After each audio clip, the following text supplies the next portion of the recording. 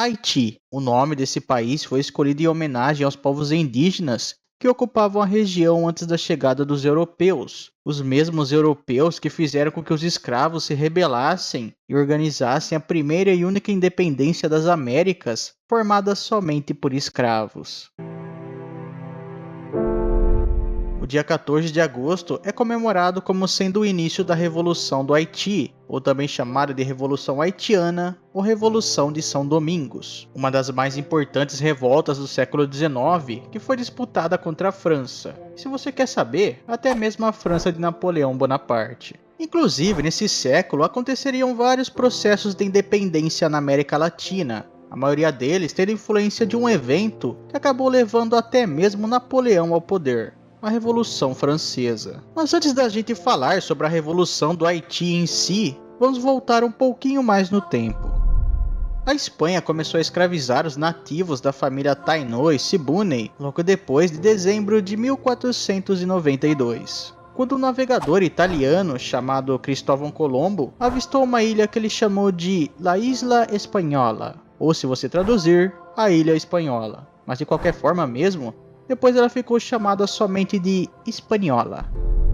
A população indígena local acabou sendo forçada a procurar ouro nas minas. A população foi devastada pelas doenças que os europeus traziam, além das brutais condições de trabalho, que na verdade não tinham nenhuma condição, né? No final do século XVI, essas pessoas praticamente desapareceram, e milhares de outros escravos que foram trazidos de outras regiões do Caribe tiveram quase que o mesmo destino. Depois da maioria das minas de ouro se esgotarem, a Espanha passou a colônia para a França, e com isso ela começou a se instalar no local. Por exemplo, o Port-de-Paix, no noroeste, e a Corporação das Antilhas Francesas tomaram o controle da área. E com isso, os donos de terra da região oeste da Ilha de Hispaniola começaram a aumentar muito os seus pedidos de escravos africanos. O número aproximado, até porque não dá para ter certeza, né? Chegou próximo a 5.000 no final do século XVII. Em 1789, muito perto do começo da Revolução Francesa, a população em Saint-Domingues, ou São Domingos, que é como ficou conhecida essa colônia francesa, era perto dos 556 mil. Só que desse número que eu falei, 500 mil deles eram escravos. 32 mil eram colonizadores europeus e 24 mil eram os rafanches, que era uma maneira que eles chamavam as pessoas que eram metade europeu e metade africano. Como vocês perceberam, a diferença na população era bem grande.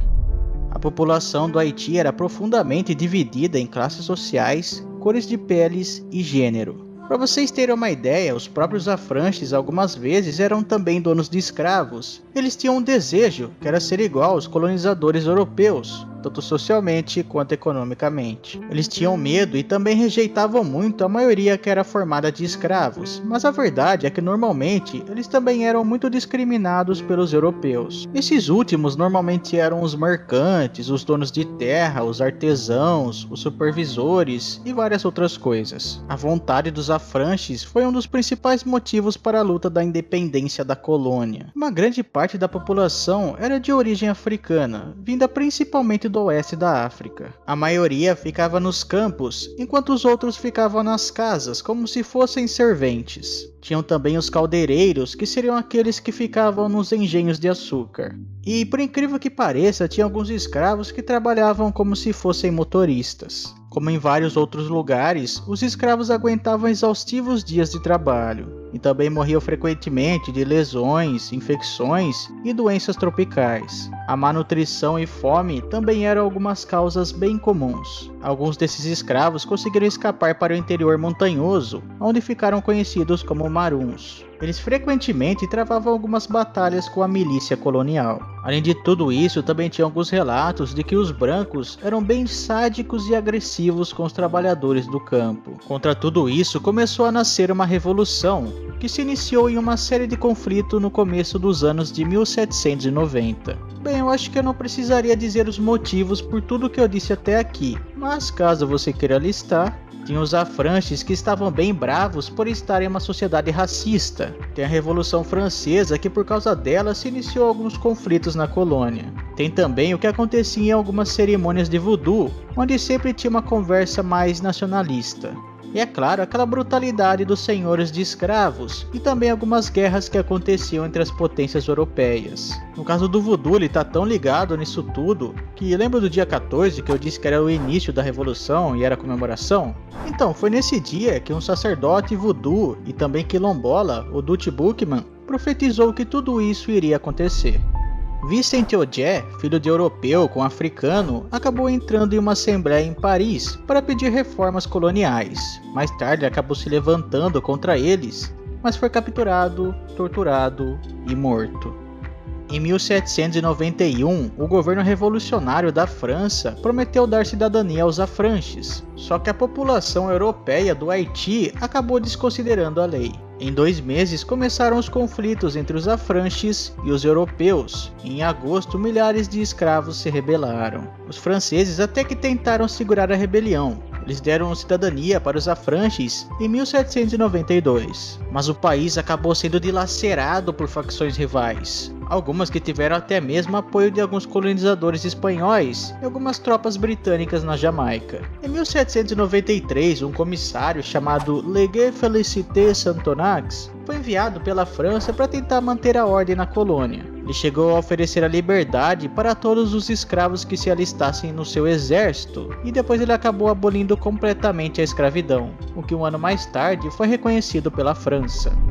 No final dos anos de 1790, Toussaint Louverture, que era um líder militar e ex-escravo, acabou dominando algumas partes de São Domingos e ganhou o apoio de alguns agentes europeus e até mesmo jurou lealdade à França. Só que na realidade tudo que eles pediam, ele fazia ao contrário. Ele fez até mesmo alguns acordos com os britânicos. Em janeiro de 1801, o Toussaint foi nomeado governador-geral vitalício.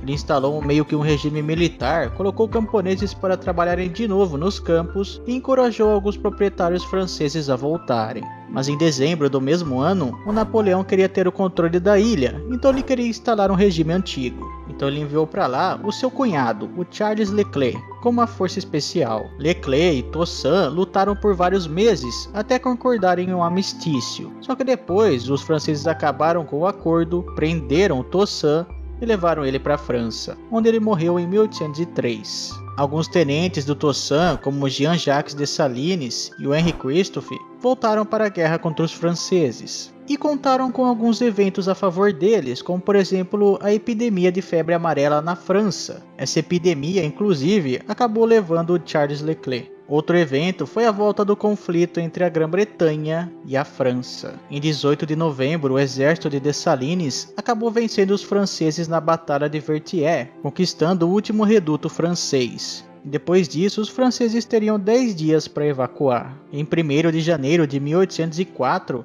toda a ilha foi declarada independente, sob o nome de Haiti. Bem galera, o vídeo foi esse, espero que vocês tenham gostado, não esqueçam de avaliar deixando o like ou dislike, e se não estiverem inscritos no canal, se inscrevam aí, beleza? E deixem aí nos comentários algum assunto para um próximo vídeo. A gente se vê na próxima, falou!